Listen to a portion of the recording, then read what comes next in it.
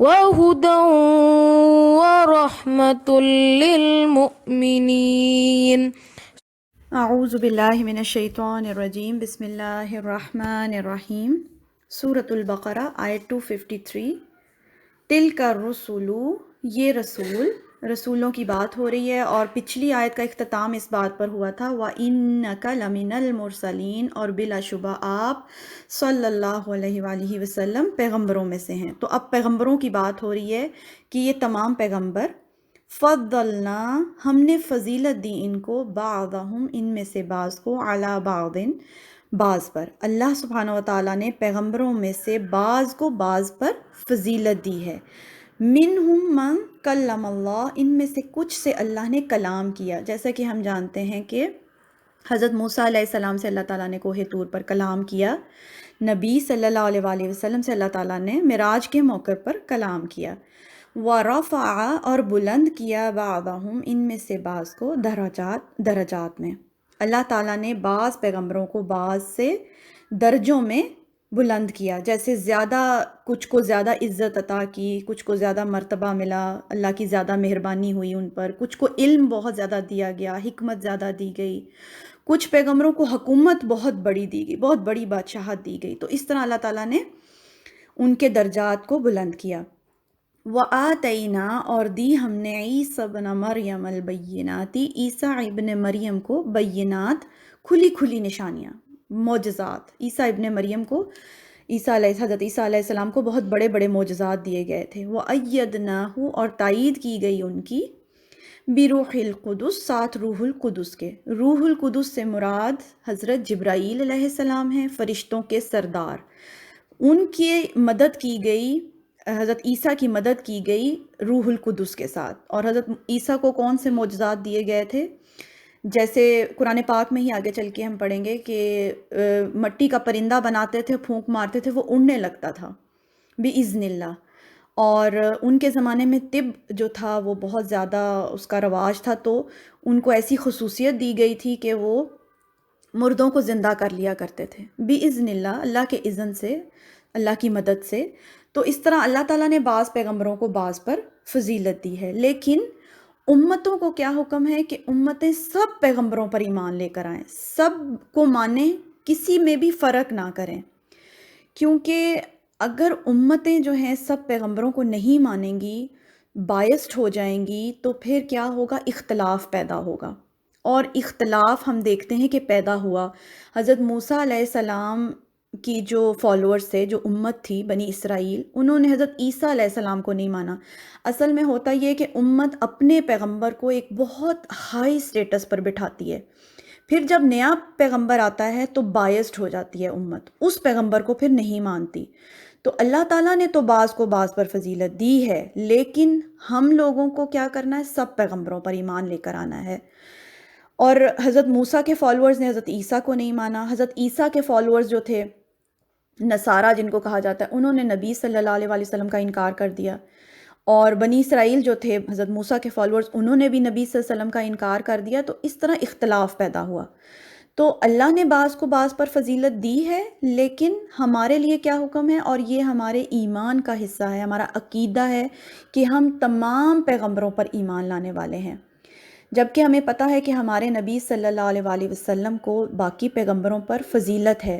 جیسے نبی صلی اللہ علیہ وسلم نے خود فرمایا ہے نا کہ 6 باتوں پر نبی صلی اللہ علیہ وسلم کو فوقیت دی گئی ہے باقی پیغمبروں پہ، وہ بھی میں بتا دیتی ہوں کہ نبی صلی اللہ علیہ وسلم نے فرمایا کہ مجھے مختصر اور جامع بات کرنے کی خصوصیت دی گئی، باقی پیغمبروں کو نہیں ملی، یہ نبی صلی اللہ علیہ وسلم کی خاص خصوصیت تھی۔ پھر یہ ہے کہ روب کے ذریعے نبی صلی اللہ علیہ وسلم کو نصرت دی گئی، کامیابی ملتی تھی نبی صلی اللہ علیہ وسلم کو، روب بہت زیادہ تھا نبی صلی اللہ علیہ وسلم کا۔ پھر یہ خصوصیت تھی کہ مال غنیمت کو نبی صلی اللہ علیہ وسلم کے لیے حلال کر دیا گیا تھا۔ پھر پوری زمین کو سجدہ گاہ بنایا گیا، نبی صلی اللہ علیہ وسلم کی امت جو ہے پوری زمین میں کہیں پر بھی نماز پڑھ سکتی ہے۔ پھر یہ ہے کہ نبی صلی اللہ علیہ وسلم جو ہیں تمام دنیا کے رسول ہیں، قیامت تک کے لوگ جو آئیں گے ان سب کے نبی صلی اللہ علیہ وسلم رسول بنا کر بھیجے گئے۔ پھر جو سب سے بڑی بات یہ ہے کہ وہ جو انبیاء کی جو نبوت کا سلسلہ ہے وہ نبی صلی اللہ علیہ وسلم پر ختم ہو گیا۔ اور ویسے بھی ہم یہ دیکھتے ہیں کہ نبی صلی اللہ علیہ وسلم جب معراج کے موقع پر نبی صلی اللہ علیہ وسلم نے تمام انبیاء کی امامت کروائی وہاں پر۔ تو پھر یہ بھی ایک ہنٹ ہے کہ نبی صلی اللہ علیہ وسلم کی فضیلت بہت زیادہ ہے، لیکن ہمارے لیے حکم کیا ہے کہ ہم سارے پیغمبروں کو مانیں، کسی کا بھی انکار نہ کریں، ہم سب پر ایمان لائیں۔ آیت لمبی ہے تو انشاءاللہ تعالیٰ باقی کی آیت جو ہے کل کو پڑھیں گے، آج اتنا رہنے دیتے ہیں۔ سبحانک اللہم و بحمدک، اشہد ان لا الہ الا انت، استغفرک و اتوب الیک۔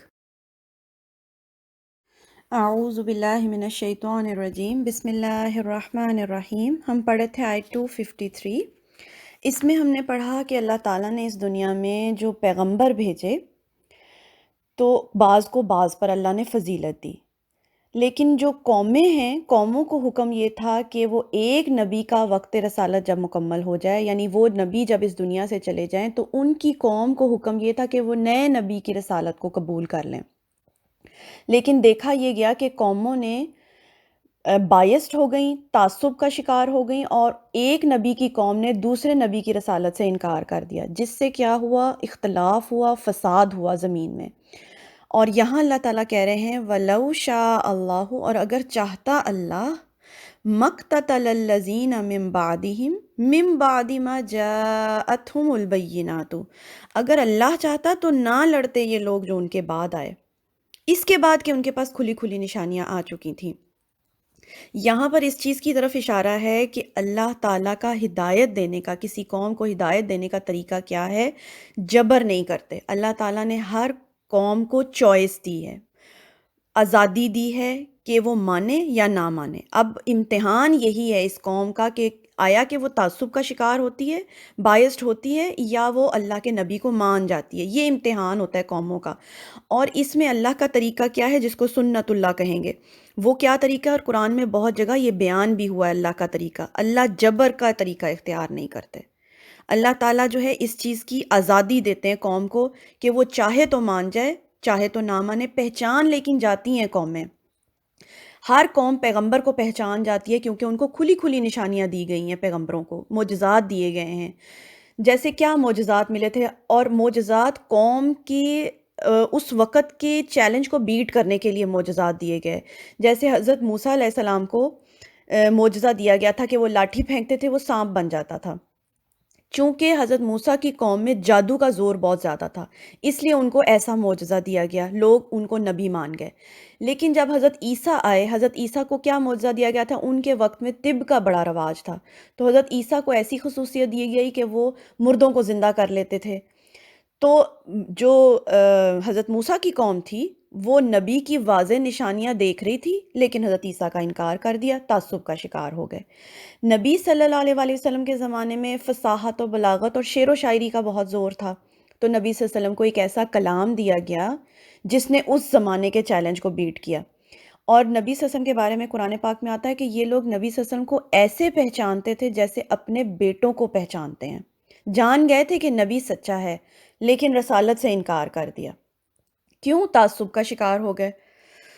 تو آگے اللہ تعالیٰ کہہ رہے ہیں وَلَٰكِنِ اخْتَلَفُوا، لیکن انہوں نے اختلاف کیا، فَمِنْهُمْ مَنْ آمَنَ، تو ان میں سے کچھ ہیں جو مان گئے، وَمِنْهُمْ مَنْ كَفَرَ، اور کچھ نے ان کا انکار کر دیا۔ تو یہ جو انکار کرنا یا مان جانا ہے، یہ انسان کے اپنے اختیار کی بات ہے۔ اللہ تعالیٰ جبر نہیں کرتے ہیں اس چیز میں لوگوں کے اوپر۔ وَلَوْ شَاءَ اللَّهُ، اور اگر چاہتا اللہ، مَقْتَتَلُوا، وہ نہ لڑتے۔ اللہ جبر تو کرتے ہی نہیں ہے، وَلَٰكِنَّ اللَّهَ، لیکن اللہ يَفْعَلُ، وہ کرتے ہیں ما یرید، جو وہ چاہتے ہیں۔ تو اس نے یہی چاہا کہ وہ جبر نہ کرے، اور اس سے اپنے آپ ہی یہ بات نکلتی ہے کہ اللہ کے اندر حکمت اور مصلحت، اللہ کا کوئی کام بھی حکمت اور مصلحت سے خالی نہیں ہے۔ اچھا، اس جگہ اس آیت کو جو ہے نا، اس کا مقصد یہ بھی ہے کہ نبی صلی اللہ علیہ وسلم کو تسلی دی جا رہی ہے کہ لوگوں کی ہدایت جو ہے وہ آپ کی ذمہ داری نہیں ہے۔ نبی صلی اللہ علیہ وآلہ وسلم کی ذمہ داری صرف اتنی ہی ہے کہ آپ لوگوں تک حق جو ہے نا وہ پہنچا دیں، لوگوں تک قرآن پہنچا دیں۔ لوگ قبول کریں یا نہ کریں، یہ اس کی ذمہ دار نبی صلی اللہ علیہ وسلم نہیں ہے۔ اس کے لیے نبی صلی اللہ علیہ وسلم پریشان نہ ہوں، یہ ان کو نبی صلی اللہ علیہ وسلم کو ایک تسلی دی جا رہی ہے اس آیت کے اندر، کہ قوموں کی ہدایت کا معاملہ اللہ تعالیٰ نے ان کی مرضی پر چھوڑا ہے، چاہیں تو وہ مان جائیں، چاہیں تو انکار کر دیں۔ تو نبی کے واضح واضح جو آیات ہیں یا ان کی جو نشانیاں یا جو معجزات ہیں، وہ تو قومیں دیکھتی ہیں، جیسے حضرت صالح کے بارے میں آیا، انہوں نے معجزہ مانگا، اونٹنی نکل آئی، لیکن ماننے سے انکار کر دیا۔ تو یہ انسان کا اپنا اندر کا جو ہے تعصب ہوتا ہے، اور اللہ تعالیٰ یہی جو ہے نا امتحان میں ڈال کے انسانوں کو چیک کرتے ہیں کون مانے گا اور کون نہیں مانے گا۔ تو یہ اس آیت میں بتایا جا رہا ہے۔ اگر کوئی چیز بھی ہے جو سمجھ میں نہیں آئی ہے تو آپ پوچھ سکتے ہیں۔ سبحانک اللہم و بحمدک اشہد ان لا الہ الا انت استغفرک و اتوب الیک۔